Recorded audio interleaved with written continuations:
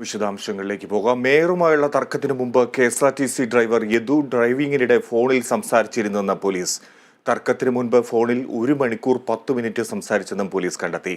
KSRTCയിലെ താൽക്കാലിക നിയമനത്തിന് police clearance certificate നിർബന്ധമാക്കണമെന്ന് പോലീസ് KSRTCക്ക് റിപ്പോർട്ട് നൽകി. KSRTCയിലെ താൽക്കാലിക ഡ്രൈവർ കണ്ടക്ടർ നിയമനത്തിന് പോലീസിന്റെ ക്ലിയറൻസ് സർട്ടിഫിക്കറ്റ് നിർബന്ധമാക്കണമെന്ന ശുപാർശയാണ് കമ്മീഷണർ KSRTCക്ക് നൽകുക. കേസുകൾ നിലനിൽക്കവെ താൽക്കാലിക ജീവനക്കാരനായി യദുവിനെ നിയമിച്ചതിൽ പലരും ചോദ്യമുന്നയിച്ച സാഹചര്യത്തിലാണ് പോലീസിന്റെ നീക്കം. ബസ് ഓടിക്കവെ 1 മണിക്കൂർ 10 മിനിറ്റ് സമയം യദു ഫോണിൽ സംസാരിച്ചിരുന്നതായും പോലീസ് കണ്ടെത്തി.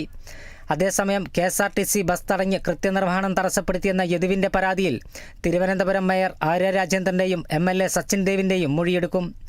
കോടതി നിർദ്ദേശപ്രകാരമാണ് പോലീസ് നടപടിയെടുത്തത്. ജാമ്യം ലഭിക്കാവുന്ന വകുപ്പുകളാണ് ഇരുവർക്കുമെതിരെ ചുമത്തിയിരിക്കുന്നത്. ബസ്സിനുള്ളിൽ കയറി സച്ചിൻ ദേവ് MLA യാത്രക്കാരെ ഇറക്കിവിട്ടെന്നും യദുവിന്റെ പരാതിയിലുണ്ട്. ഈ പരാതി നാളെ കോടതി പരിഗണിക്കും. കൂടാതെ മെമ്മറി കാർഡ് കാണാനില്ലാത്ത സംഭവത്തിൽ പോലീസിന് യദുവിന് സംശയമുണ്ട്. അത് സംബന്ധിച്ച അന്വേഷണവും പോലീസ് നടത്തുകയാണ്. Kerala vision news, Thiruvananthapuram.